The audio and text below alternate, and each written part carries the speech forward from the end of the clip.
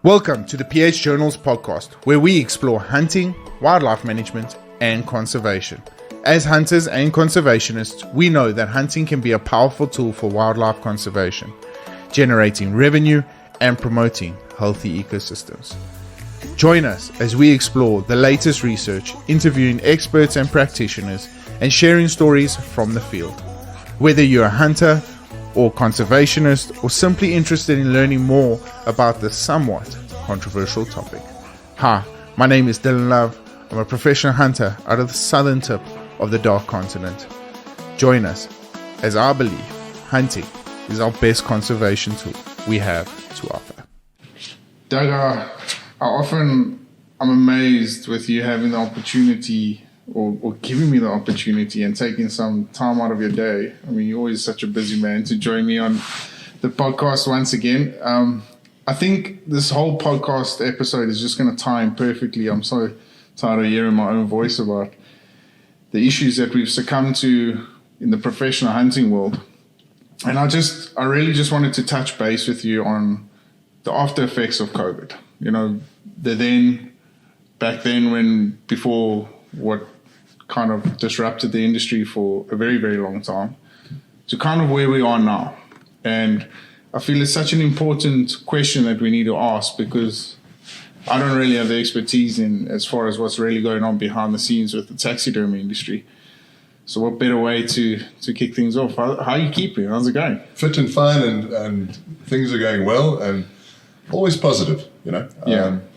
I think that's one of the things that after you've gone through a spell like 2020, there's a definite reset, and you start to become very grateful for what you do have. Yeah. And you go back to the basics and appreciate the simpler things. Go back to why we got into it in the first place. You know. So yeah, then and now, what happened then and where we are now. It's worlds apart, and the journey between then and now has been something that we've all had to adapt to, and we've all learned a tremendous amount from. I find it so amazing, just every single time I come here often, but every single time I walk through these doors, there's always just something completely new and interesting going on. And I often sit in awe. I mean, we've just literally walked past a good friend of ours, Pat. He's literally being mounted in one of the most magnificent mounts I've ever seen a lecturer be mounted in. And we use that new mannequin. Yeah, that's why. It's the new mannequin. So Travis sculpted this incredible, very simple shoulder mount of a lecturer, and he used projection method. We used the skeleton, as you saw. We're busy with the Nyala there as well. And the ones that you've seen are the first ones that clients' trophies we've mounted on that mannequin, and it's night and day from the old mannequins of the industry of then. Yeah, you know. But 2020 gave us time, so we had the time to put our creative shoes back on. This is a creative space. You come in here, every time it must be different. The day that is not different, please tell me, because then we're doing something wrong. Yeah.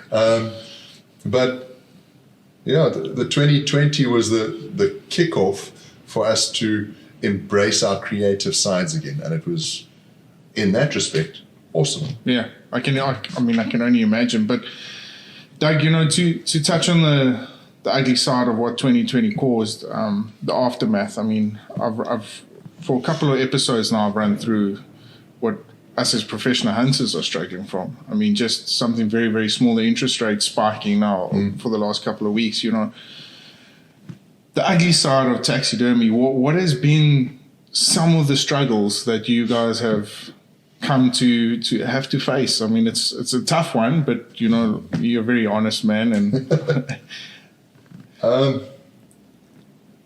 hands down, in my top 3 hardest days in my career since starting the business. Listen, when we started the business, I've said this before, we didn't have beans and toast. You had beans or toast. Yeah. You couldn't afford both. So those were theoretically the toughest times. But hands down, one of the hardest days I've ever had was in 2020 when we had to retrench, or another term, lay off, over 60 employees. These are families. We've got Africa. Africa is a special place. So much is built around families, and these people don't have very much. So when you've got to sit in front of 60 odd people and tell them today's the day that your job with us ends, because if I don't do that, then everybody's job is going to end. So we had to cut back. We took hard actions to ensure survival in the long run. That was hard. I can imagine. I mean, walking through, you know every single employee by name. It's incredible. And I mean, a business of this size, I can only imagine, must have been one of the most difficult things to... I know a lot of these guys that you see are the younger guys. I've known them since they were 2-3 years old. The first man who ever worked for me, Mike Fartley. Mike still works for me. Both of his sons work for me. His eldest son is 36 years old and one of my top artists. Incredible gift. How do you tell those sort of people, no, I don't have a job for you? You know? So we did what we had to do, as many businessmen around the world and businesswomen around the world did. We all did what we had to do. Yeah. But it didn't make it easy. It was a tough one. And then the recovery, no one knew, no one could have taught me, given me a heads up what the recovery period would be like, how long it would take, when does recovery end and you're back to a norm. We're still not normal. Well, that's the thing. I mean, are we ever going to get normal? We can set targets. I mean, we've got very well defined goals. It's good to have goals, but there's no education that could have taught me how to prepare for this period, and the recovery of it's been tough. We've had some incredibly kind, understanding folks, clients who've been supportive, and without the hunters that have been so loyal and so supportive, we wouldn't be here. Dylan, I'll tell you that outright. So on the subject of gratitude, I can only be thankful that every single one of them put their trust in us, even when we are still delayed with getting their trophies back. This coming from a company that was used to delivering work in that strict 8 to 10 months, and we hit the target, and we kept on hitting the target, which is why the business has grown. So to be in a position where we were not able to hit those targets because we had to train up new staff, our supply chains, getting materials. How many taxidermists internationally have contacted us and said, please, can we buy mannequins from you? Can you supply us with mannequins? This is sending mannequins back to America because they can't get mannequins like they did then. Yeah. So they're also feeling it. Everyone is. But I think with the world speeding up again, we are starting to notice that there's that impatience to move forward coming back. I like ambition. I like the drive. But every industry has their own struggle. Doug, you touched on, clients, and in this industry, I've always said that it's a very special relationship you build, and we use the word clients, but they become friends. 100%. And I mean, we were chatting earlier, you mentioned that you're probably about 98% foreign. How important were those past relationships with the clients for you? Because let's face the facts, they're not here. They don't understand. I mean, our COVID struggles were completely different to the Northern Hemisphere struggles. 100%. And how important was those relationships that you had to let's call it lean on at that time for them to understand, because that's all they needed to do was just really understand that there might be, no one knows how to recover from this thing. Again, I'm still leaning on them. We're not done. We're not through the tunnel by any means. The taxidermy industry falls approximately a year behind the hunting industry. So if the downturn was 2020, we still had work in the pipeline, but we had no new revenue coming into the business because there were no hunters. 2021, the outfitters suddenly had clients coming back in. And it's a gray area because the clients coming in, they had the clients that were booked for 2021, but then they had the clients from 2020 and they postponed their hunts to 2021 in hope that the world would return. And the longer we stayed under lock and key, the more we wanted to get out and hunt. Yeah. We wanted to go. Everyone did. And so 2021 was a fantastic year for the outfitters. We saw the climb. But the taxidermy industry was nowhere near out the woods because we were still waiting to get that work into process. Keeping in mind, we run a 50% deposit to start the work. That money gets used to do the work. There's no growth from that. There's no room for error. Nothing. It was a tight year. 2021 was hard. And we still had to think of employing new staff, yet we didn't have the finances with which to employ those staff. So our recovery year was actually 2022. And what a recovery. Because you had this bumper year in 21. You had a lot of clients coming in 22. And we sat and said, right, we've got to catch up now. So the 2 C's in business that I was taught, capability and capacity. We've always had the capability. But our capacity was threatened for the first time in our industry. So we had to re-employ, and I've had guys say, well, why didn't you get those 60 guys that you retrenched? Give them their jobs back. Because they'd gone and made another plan. Because if they didn't, they would have starved. Fact. So now what we do is we start looking for new staff. But the mentality of people has now also changed. There's a sense of entitlement and an expectation. And it's not just in Africa. It's not South African bound. Internationally, people don't want to work because governments hand out the freebies, and what happens? The expectation comes up. Yeah. It's a generational thing, It's a generational thing. So we had to source and find the right staff. Now, we don't need labor. We need artists. I can find you 50 people tomorrow that want to work. Perfectly said. But they can't draw a stick man. And I'm not going to let a staff member loose on a valuable memory of an even more valuable client. So of the 3 aspects in our business, or in any business, price, product, and service, we've never played the price card. We don't play the price card because I want to give an incredible product, amazing service, and that is the value in the price. So we're not outpriced. We're just showing the value by great quality, great service. But that means we've got to have the staff. So we spent 2022 training up. We've employed a lot of new people.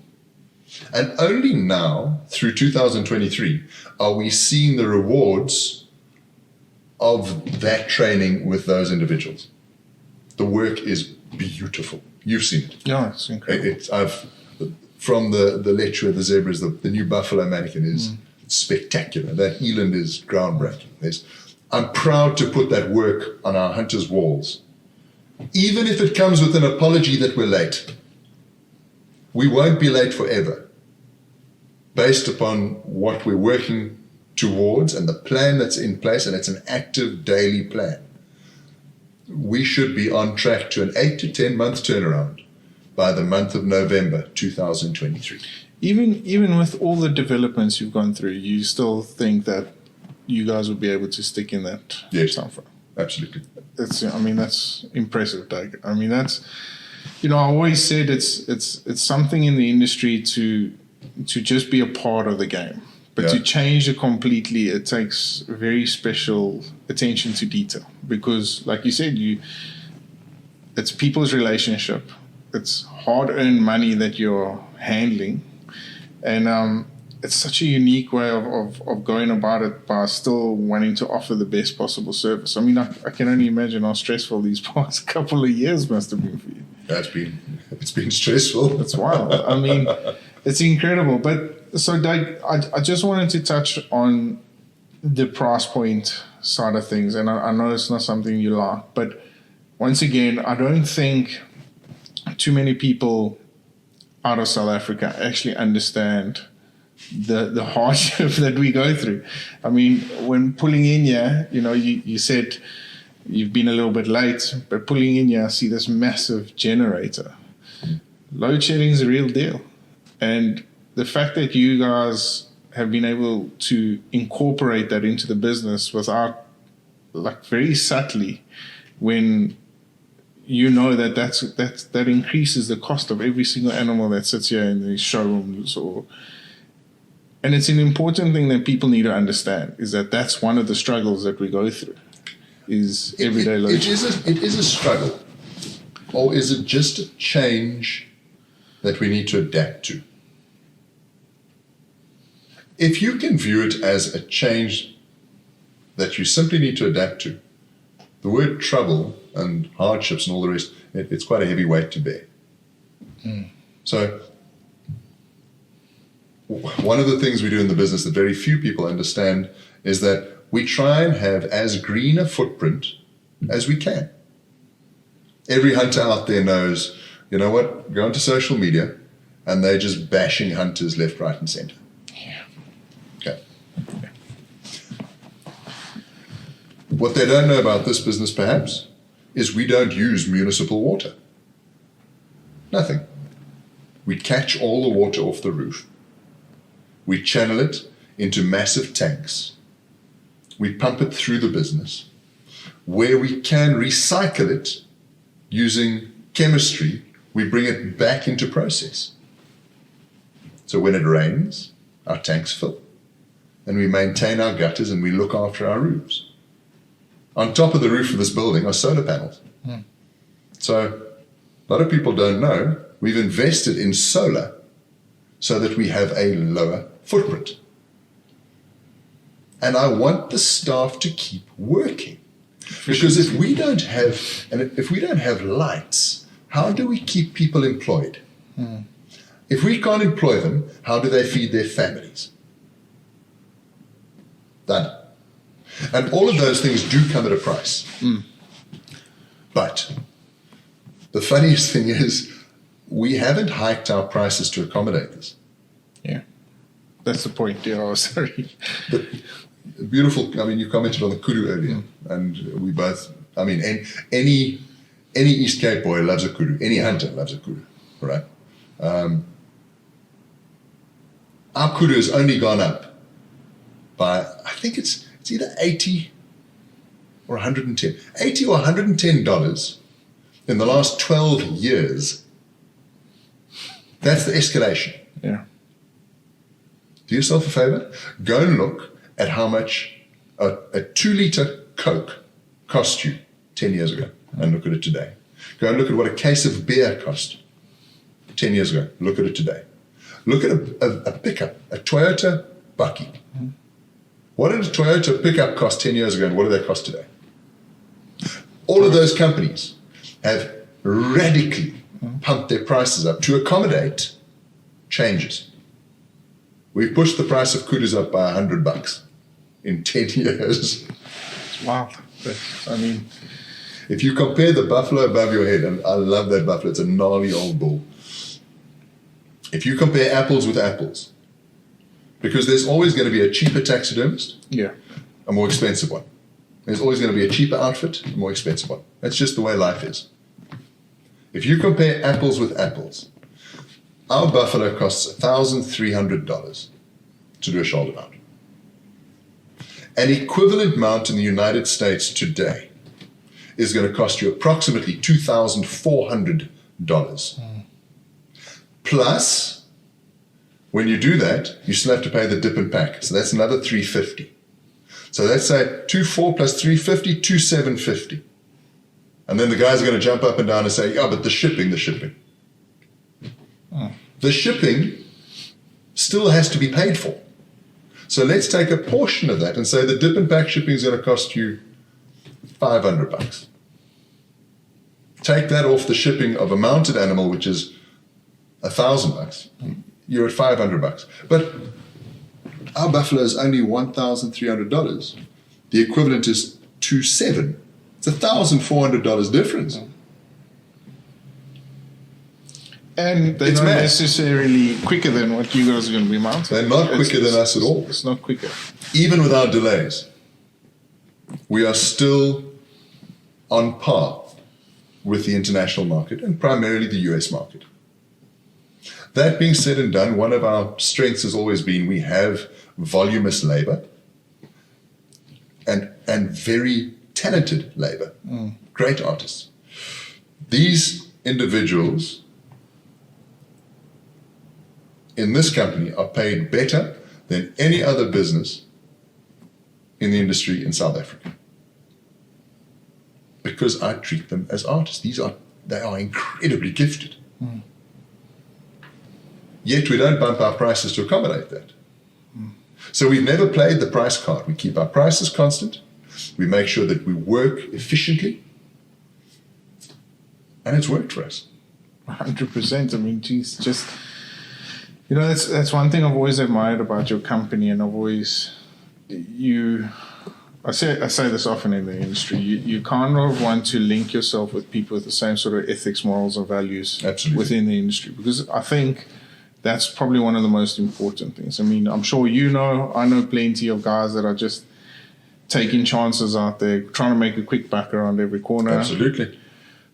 But there's something so rewarding about walking through these doors and every single person is smiling, laughing, having a good time, because you kind of get the feel that what they are doing at that specific time is not only a passion, but they are absolutely enjoying every single minute. They're proud of it, and they love it.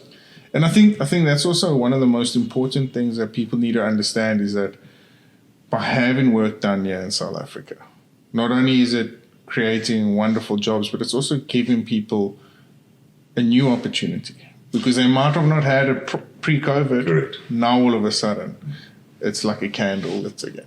We picked up a couple of young guys. We try and employ, when we bring in batches, we don't bring in a batch of 2 or 3 people. We bring in batches of 10 when we employ. And we try and employ ladies, elderly folk, younger guys, younger girls, and try and get a good mix. We've got a lot of young guys coming up that didn't know anything about taxidermy and the art in taxidermy. And over the last 6 to 8 months, they're just flourishing, absolutely flourishing. So it's nice to see new genes coming in, new energy, these guys they've got talent. It's our job to nurture that and create that opportunity for them. Again, I think 2020 has brought out the gratitude, and I'm very grateful that we're seeing this new level of energy coming in. It's remarkable, Dylan. It's been a heck of a ride.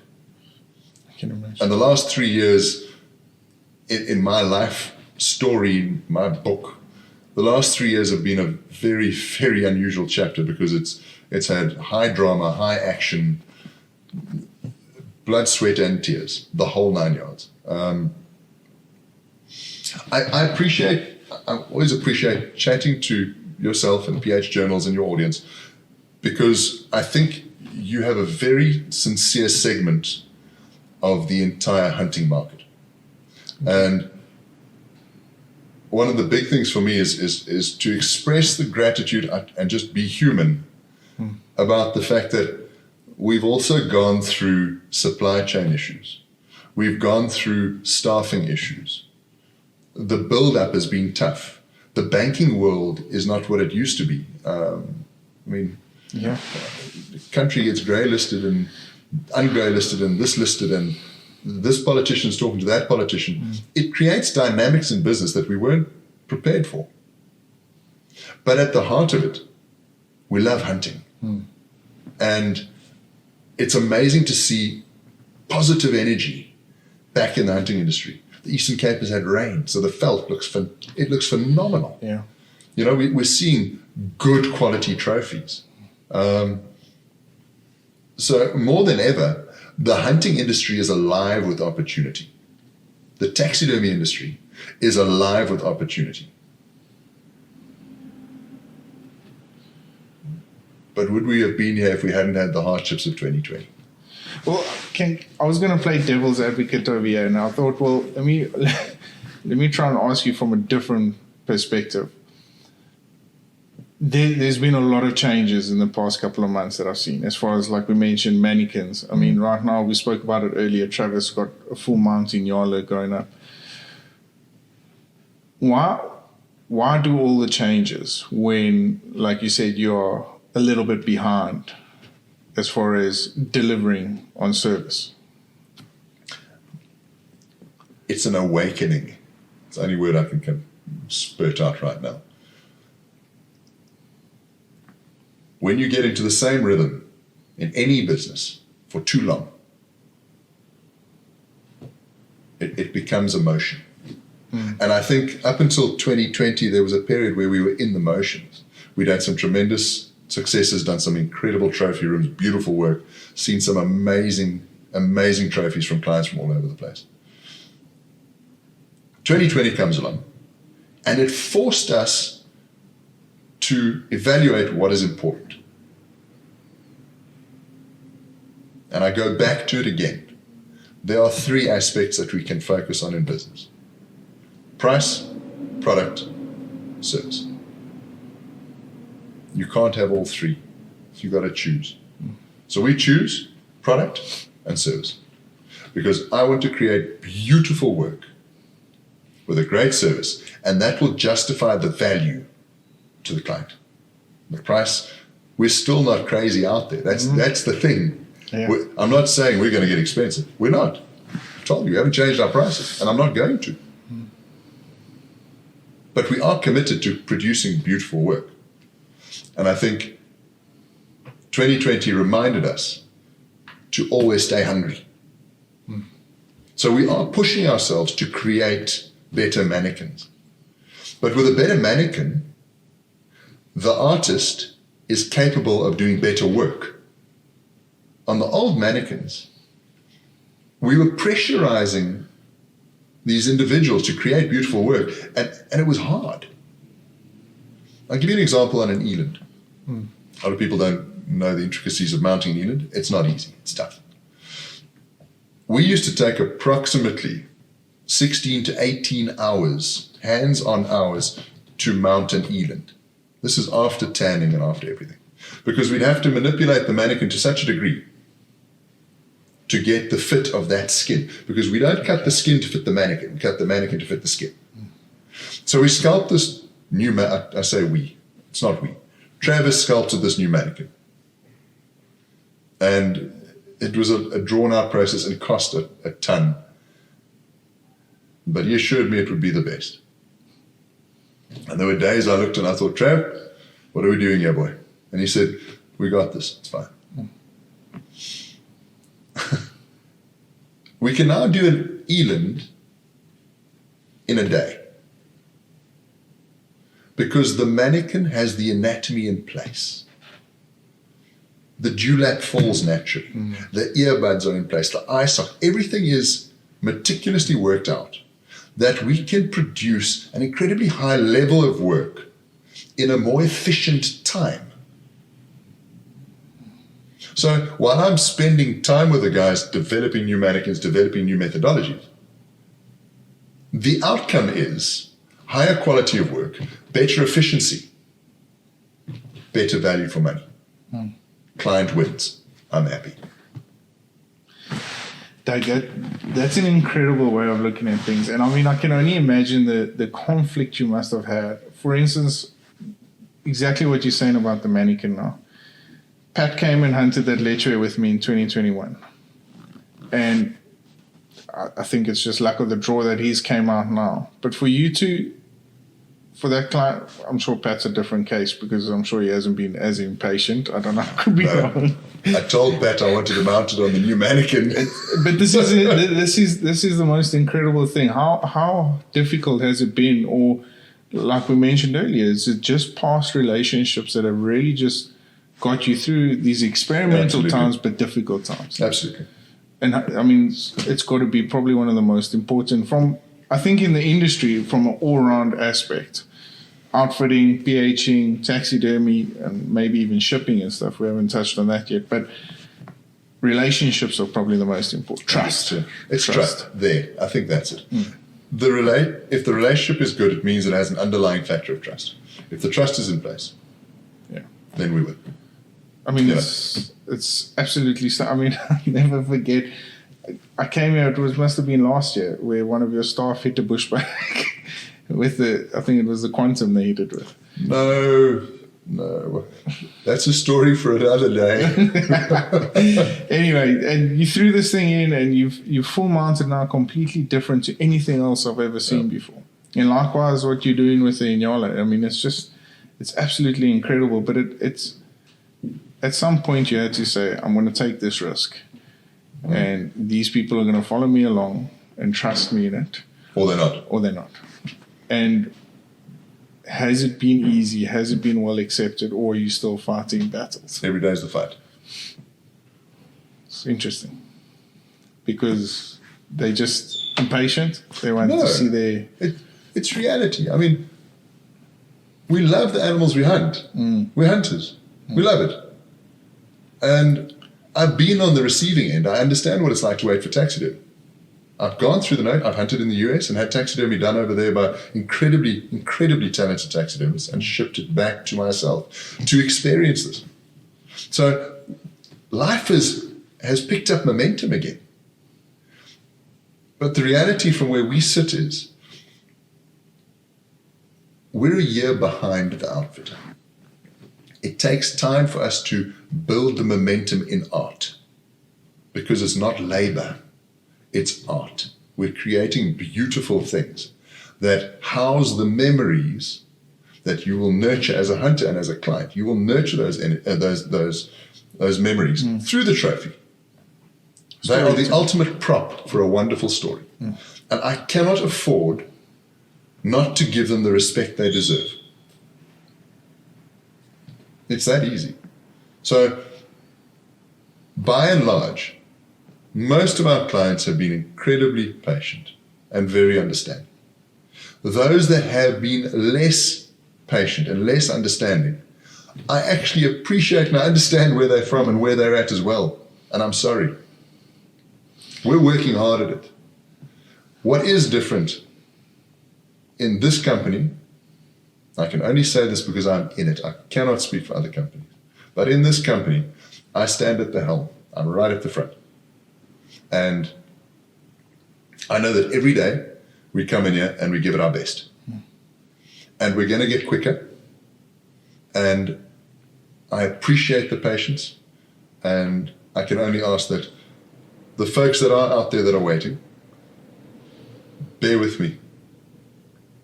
This is a journey. It's a tunnel we're in at the moment. We're going to come out the end of that tunnel, and it's going to be beautiful coastlines and a wonderful journey ahead. But we got to get there first. Yeah. You know. But by and large, most folks are incredibly patient, very understanding. I'm very grateful. Very, very grateful. That's absolutely incredible. There's two things I just want to touch on quickly before we have to go. But the first one, I mean, you can answer this very simply. Has this war in Russia and Ukraine, has it had any sort of effect on the shipping side of things? Absolutely. Shipping is a difficult one. Let me give you some good shipping news. Well, everyone's going to give you the bad news. Let me give you some good news. Do you know that the rates this month, 2023, where we are now, are the same as the rates at this time of the year in 2016. Yeah, that's a surprise. She's looking. You said a little bit. 100%. So we follow the rates every month to a point that Splitting Image Taxidermy is actually going to be, when you get a financial mail, there's always the stock exchange, and the Dow is this, and Apple is this, and it's the ups and downs. Yeah. And it's on every mail underneath. It makes it look official. I don't read it because I don't always understand it.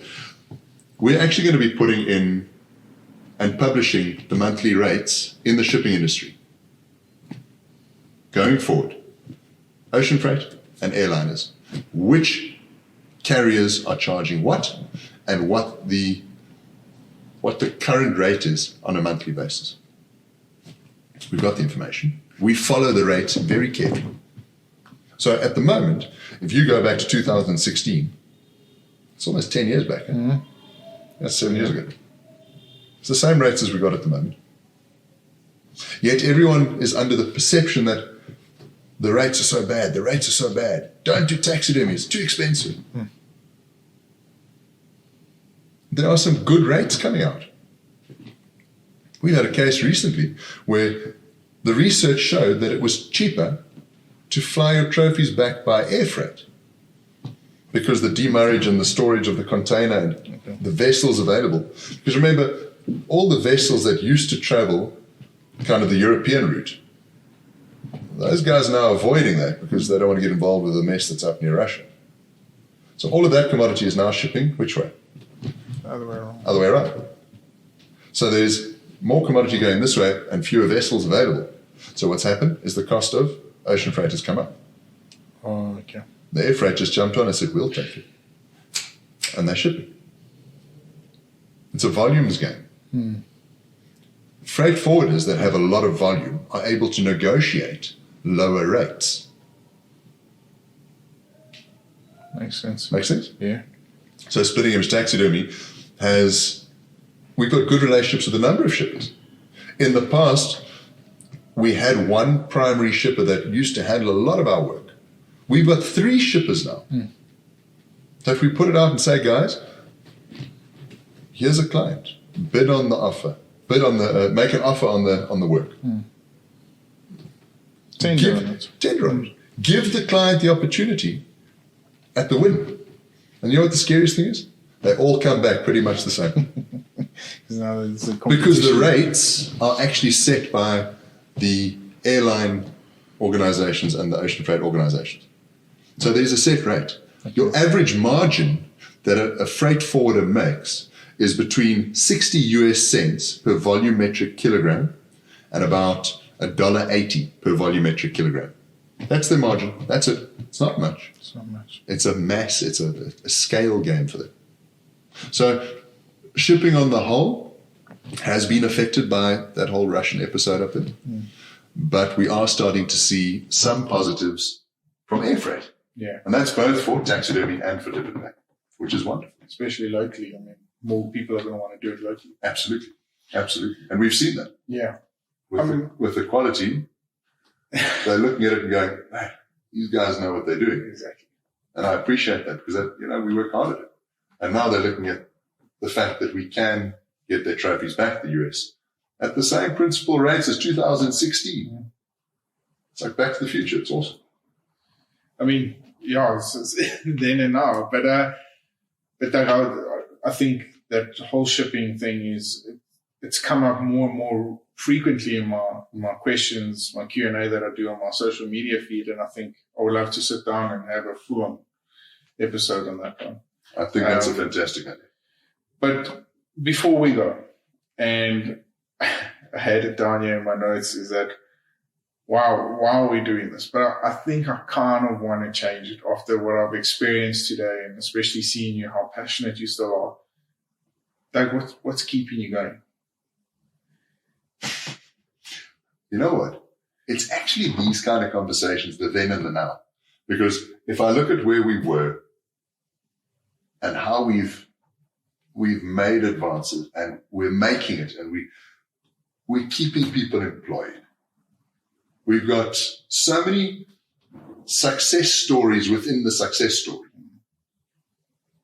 And if you look back to what it was then, beans or toast, that started 23, 24 years ago with 6 staff members, and what it is today, the investment the company has put into developing the infrastructure, from the solar to the water to staff accommodation, that we've helped guys buy their own homes, that we've stood surety for long-serving staff and said, we'll stand surety for you because we believe in you, because you believe in the company. And if anyone ever questions the good that hunting does, my doors are open. Come and look. Because there are very, very few people who could deny how much opportunity has been put on these people's plates. And they've taken it, and they've made the most of it, and the team here have created a wonderful, wonderful company. We don't always get it right. We don't. And I'm the first one to stand up and take the punch in the chin. But we will always do what is right. And we will always, always stick up for this industry. I mean, it's amazing. The whole saying, it's not how many times you get hit down, it's how many times you keep standing up. And it's just incredible to see that even, like I'm sure the past couple of years must have been every now and then felt like a punch in the gut, but to keep getting up, I mean, yes, Doug, you've got to stay motivated. And I did this podcast probably about 2 weeks ago on, whether professional hunting still. So I didn't want to end on a grim note or anything like that, but truly, what is something that you can inspire a younger generation coming into the industry? Well, what are some inspiring words you would like to leave out there for them? You can't do that to me. Hey, that's a low blow. You know what? I'm still a kid inside. And I love what I do every day. I mean, you saw my fellow here. And the youngster who did that for me, Chris, he's got a scientific method of preparing that skull. And it's the most perfect skull I've ever seen. And I mean, and next to it, I've got my own Scully that the Scully's team gave, and that's world class. And I did that hunt with my daughter, and it's her first hunt. Yes. And I live for those moments, and I know that my clients live for similar moments. Doesn't matter what you do it with passion. Give it your best.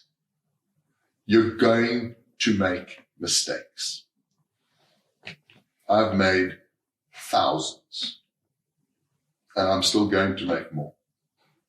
But every single time, I'll stand up and I'll own it, and I'll do what's right. Period. That's all there is to it. Do it with passion. Don't stop doing it. If you believe in it, just be honest with it. Just give it your go. I don't know. I've been one of the lucky ones. I've been involved in an industry that I'm passionate about my whole life. So it is a privilege. We all needed to have a reality check, and I think 2020 provided that in copious amounts. But at the end of the day, look ahead, not behind. We've got a lot to look forward to. We've got a huge amount to be grateful for. And we're getting there one day at a time. Doug, I can't thank you enough. Firstly, taking time out of your extremely busy schedule, but secondly, just the honesty. It really, and the love and the passion you have for this industry, it really goes a long way. And it filters through, and it really does. It's life-changing. And it's very inspiring to come here and see all the wonderful work SplittingImage is getting up to. We've got an incredible team. And to anyone listening, our doors are open. Yeah. Reach out to me. Our details are probably posted somewhere around this podcast. Reach out to us. Ask the question. because there's so much negativity and backbiting that you find on social media. Quite often it becomes overwhelming and you don't know what to listen to. Mm. I'll give you the good, the bad, and the ugly, and I'll give it to you straight. Nothing to hide. Nothing to hide. David, thank you so much. Thank you again. This has been awesome. Always is a pleasure. It's wonderful. I love it. Fantastic.